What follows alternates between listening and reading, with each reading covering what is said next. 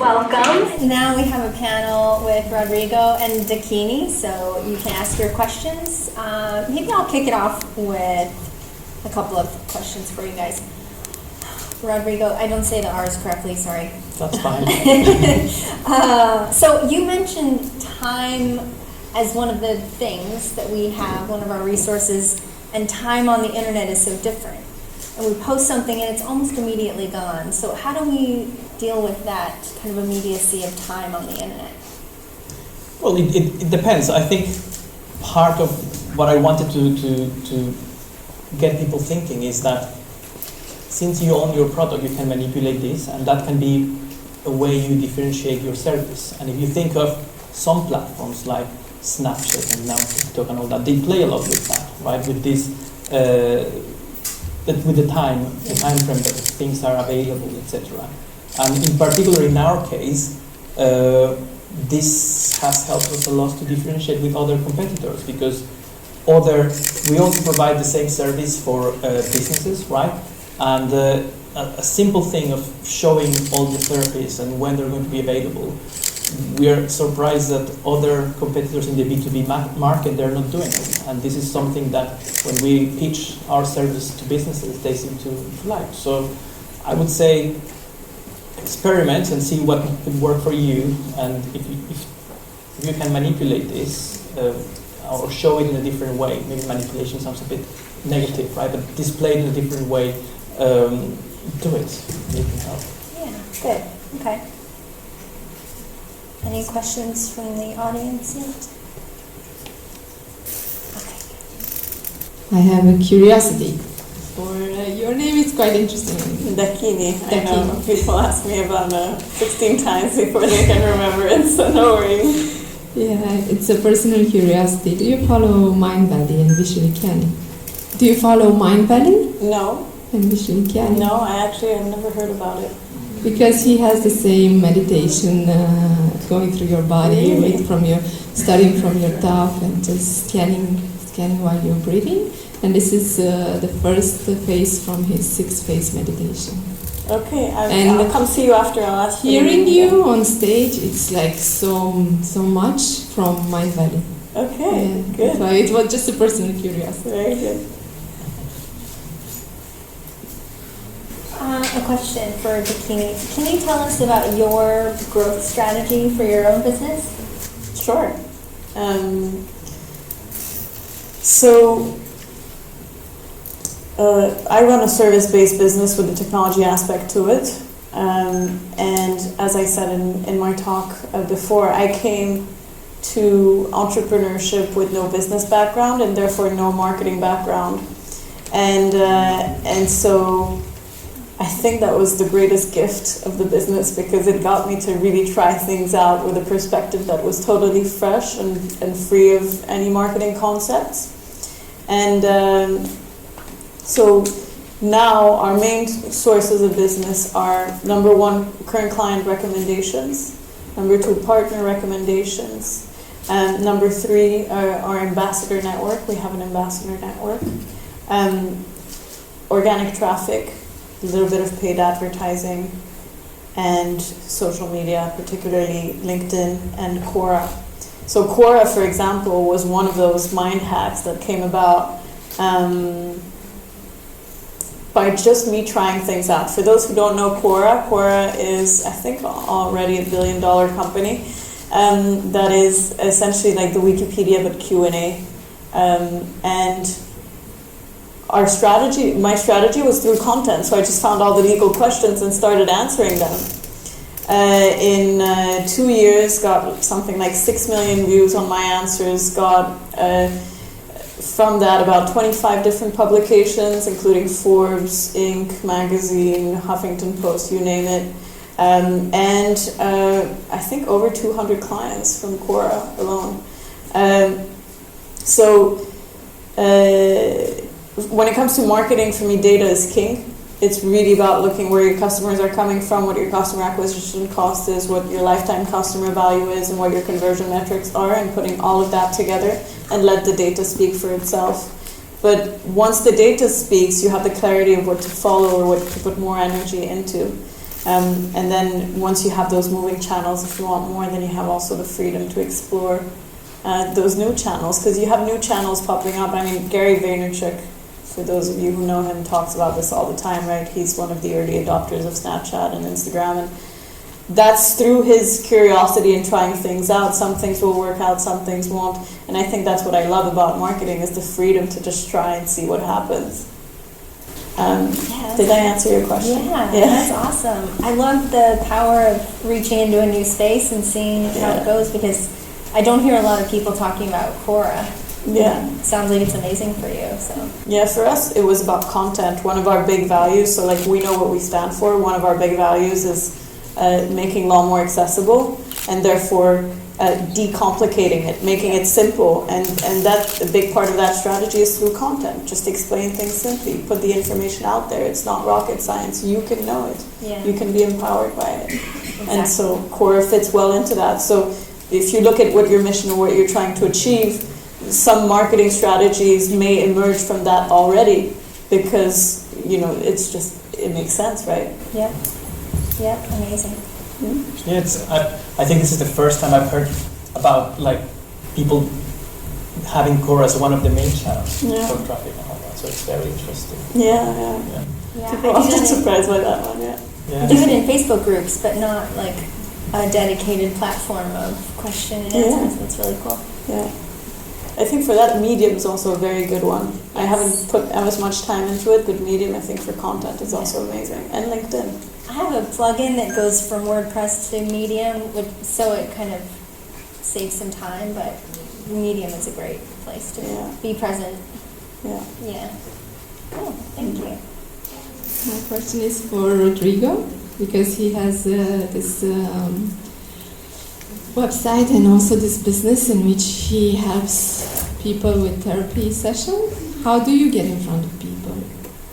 Because how do you get your business in front of people? Because I feel that so many of us have different problems and we sometimes are lost and we need therapists. It's the first time that I hear about your website. It's only for Portuguese, or it's? It's actually, we're based in the UK, Mm-hmm. so our main markets are the UK, the US, and some Middle East countries as well. So at the moment, we just provide therapy in English, so probably that's why you haven't heard of it here in Portugal. How we follow a similar strategy in terms of creating content as well. Now that I think, actually, might replicate the Quora thing. It seems like a great idea. But we created content of what people were searching in terms of mental health support, and we have our therapists create content on that. We've been as well in some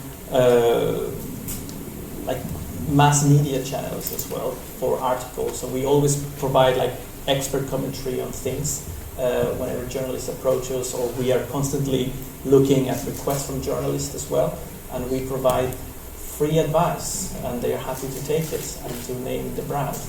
But also, I think one of the main achievements for us was to be able to position organically for the service that we provide. So it varies from month to month, but we are usually in the second or third organic result for people searching for telephone counselling in the UK. So that, after we invested a lot of money on paid ads and all that, that really helped us to balance it a bit more. So my advice, or from my experience, is to do both if you can. And many times when you're starting up, you don't have all the money to invest, but you might have the time to spend on your website and working out and trying things. So my question is to Rodrigo too. What you just mentioned, could you be like more specific? How exactly you find out what your audience were searching for, where and how much and so on? Well, I mean, we use Google and the keyword search for what kind of issues or mental health problems people were looking at, and also relating to what I just mentioned about immediacy. If you look at how the search algorithm works, they they really push like latest content. So we're very timely with whatever is happening that is related to mental health to produce content around it as well. So we track like trending topics, and we use a lot the keyword search to find what people are talking about.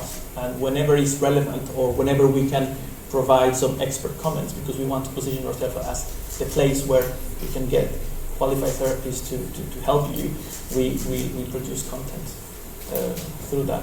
We also do a bit of video. It's not myself, because as we discussed earlier, I don't feel very comfortable in video, but some of our therapists who actually they produce content on their own, we ask them to produce content for our brand as well, and they talk about topics that are important, so that has helped as well. Do they also come up with ideas based on conversations with clients? Just listening? Yes, of course. As I said, we have instant counseling is the B2C part of the business, but we have a more obscure but more profitable B2B arm. And for that one, we work very closely with HR managers and all that, and they request us for content that can help their managers or their employees with issues, and we produce it. And exactly, it's then feeding us with ideas, and we just produce it. Yeah. People do business with those they know, like, and trust. Exactly. And so when you look at Rodrigo and I have similar businesses in that they're both, our services are highly confidential and highly specialist. So I guess the strategy is similar because it's through content that you're able to then show that, I know what I'm talking about. I am an expert in the subject matter. And you build up trust by sharing that knowledge. Yeah. I don't know if anybody in the audience can resonate with this, if you have any similar businesses. Definitely, yeah. Hi, this is actually piggybacking off of her question. But I know different industries, different businesses, we all need content. And if you're looking for a way to actually find what your audience is looking for, there's a website called answerthepublic.com, and you can literally type in any topic that you want content for, and it will show what people are actually searching for, and that has been a game changer for us. So I'm not sure if that might help you, but it's answerthepublic.com, and you get, I think, 3 searches per day. Amazing. Answerthepublic.com.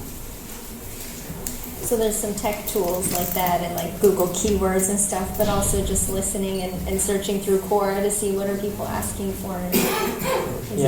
Another thing we do is, because Google tells you how people arrive to your website as well. Mm-hmm. So whenever people arrive looking for something else that we do have content, we produce as well, so that they can find it at least.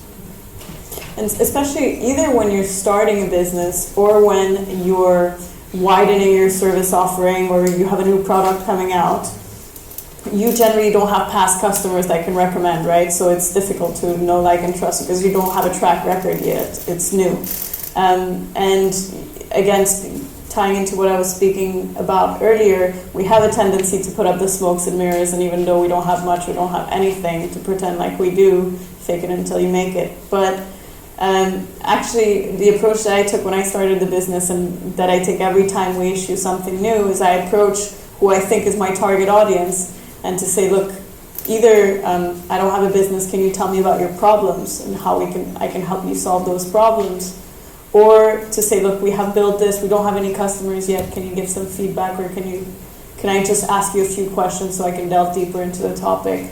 And that's actually how we acquired all of our early stage customers in every new service that we started providing as well.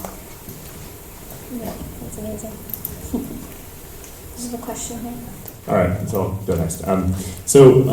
Actually, what you just said made me think of another question. So I have 2. I'll ask them very briefly. My first question is, I'm curious about how you think about the dichotomy or the trade-off, perhaps, between the amount of content and the quality of the content.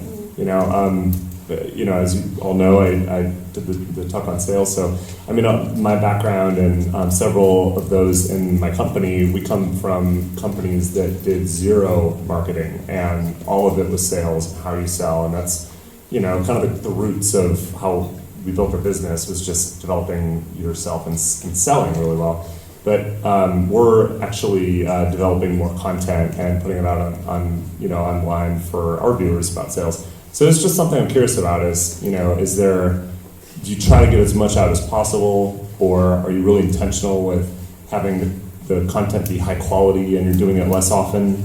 Because obviously you can't, I don't know, maybe you could do both, I guess, but there's only probably so much you can share at one time. So I don't know, I'm just curious how you think about that.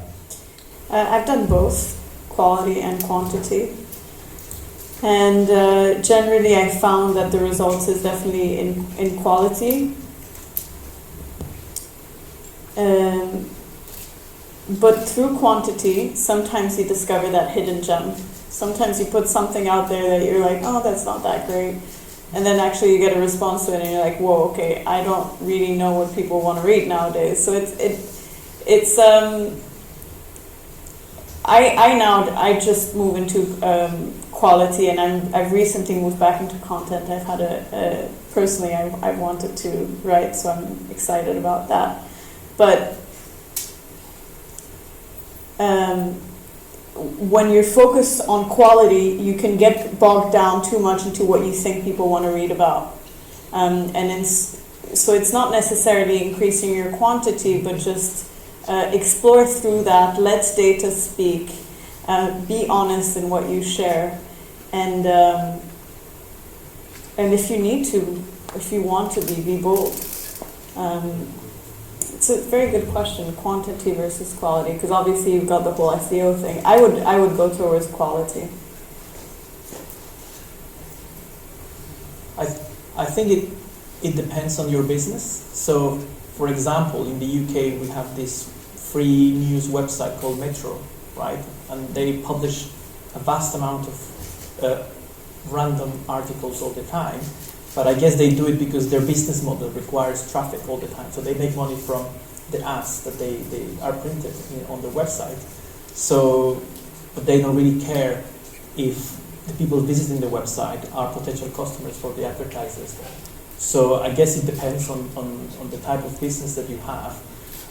For us, we follow a similar approach. We have 2 or 3 pieces of content on our website that drive a lot of traffic, and they were based on what people were searching. We could actually produce a lot of very technical and obscure content because we could ask the therapist to produce it for us, but we don't, because people don't search like that, basically. So that's what we do. You can get very lost in content as well. So make sure you switch back to the methodology, you know what your SEO strategy is in that, and you let the higher level stuff, what you're meant to be writing about, be determined through your strategy. But then in terms of the narrowness of the topic, allow yourself some freedom to be genuine and to really share something you want, as opposed to just sharing what people want to read or what will get you what you want. It's not just about that. Hello. Thank you. Part of my question was already connected with the previous one, and it was about content. I have a coaching, well-being coaching for leaders and professionals also. And one of my things, and I've been told, and I'm good with that, to write more content, specifically on the LinkedIn also. And my question is, I do some content, not all the time, and that it has to do with not having time for everything, in fact, but I like to do, and I'm really good on writing and so on. But the results, it's about the quantity and quality also, and what you recommend if it's possible, but because I think you already told both of you about your experience, about building the expertise, because it's about this, if you're talking about being expertising in something that, in fact, it has been building. It's in work in progress, but on LinkedIn, for instance, do you recommend to be there every day? Because I have, for instance, my experience, I have more and more people following, visiting my profile. I've been professionals. It's wonderful the amount of people that go into my profile because it's different my work here in Portugal, but I don't have direct contacts. Should I write more because people are reading? Sometimes they are doing the like. It's important, the content, the quantity, the quality, because the part of my work comes from recommendation also, but I'm open to work more on the content. What should be my as I identify with all the things you already talked here, but it could be the next possibility, not having the time to be there hours every day, for instance. It's not appealing for me. It's not a matter of time. It's not appealing to be there so many times. Do you think it's the one way? It's to be there every day, 1 or 2 hours? I don't know what would be. How do you could tell me? Okay, so your business is you coach people on well-being. You coach. Yeah. Who do you coach? Leaders and professionals. Leaders and professionals. Mm-hmm. So as you were speaking, just one thing flew out of me. It was like, just get started. Okay. Just share what you have to share. Okay. And so with LinkedIn, I love LinkedIn. LinkedIn is one of my favorite tools. And with LinkedIn, you have actual posts, blogs that you can write, but you also have your status that you can share. I love the virality with which you can potentially go on LinkedIn when it just comes with statuses. I've sometimes spent literally 12 seconds writing my thought of the moment, what came out, one sentence, and suddenly I look back the next day, 45,000 impressions. It's incredible. So I'm not going to give you any formula for this, but get started. It really feels like you have something there to share and share your experience. You know, when it comes to working with a coach, you want to work with someone who understands what your problem is. And many times, most often, it's somebody who's going through the same things as you. So I would invite you to be vulnerable and actually to share your own experience, your own challenges, so that you allow your audience to get to know you, to know who you really are, and through that to fall in love with you, and to want to be coached by you because they can resonate with your experience and appreciate and admire the way that you navigate through it and how you share this. I think everybody struggles with pretty much the same things, and we always admire the ones who have the courage to share that. So whatever is the medium, share it. Myself personally, what I found useful for content is just to give myself 1 day a week or half a day a week that I just dedicate to content and let it flow in that day. But I share LinkedIn status almost every day, just of my present experience, what I feel, what I want to share, something I've read that I find interesting, and just see where that leads without any particular intention. And over time, I've seen the following grow, and really very pertinent and deep conversations started from something so innocuous. Thank you, because I'm feeling that I'm in that line really. Just get started. Just get started. Today I did it already in the morning. Very good. Very good. Thank you. Thank you so much. Thank you. Thank you. Another thing that we were doing as well when we struggled to, as you said, to find the time to create all the content.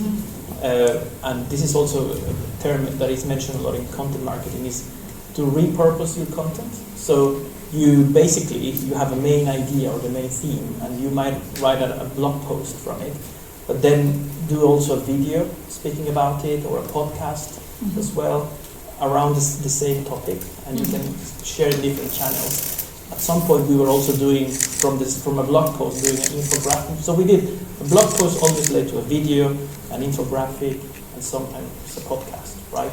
And so that's like 3 pieces of content, and you could have a shorter version if you're on Twitter, and then with the main things or a thread of ideas there. So I would say try to be creative with how you distribute that content. It's key because we don't have an unlimited amount of time, especially when we're doing it on our own. So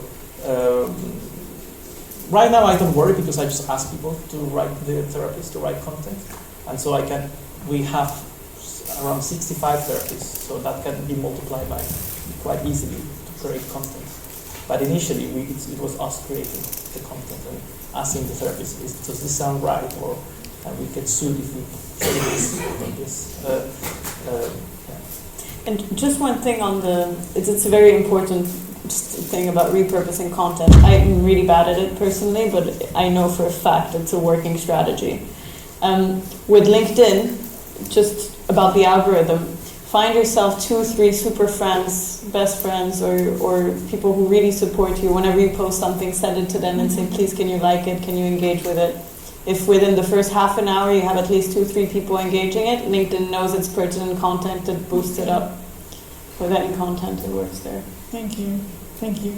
One of the things that you were already talking, if I can just ask, is about this part of being creative. It's one of the things I feel right now that I'm in the time, as I was saying, that okay, I don't mind to be uncomfortable with video, with doing the things, but maybe it's going to take us a lot of time during the day.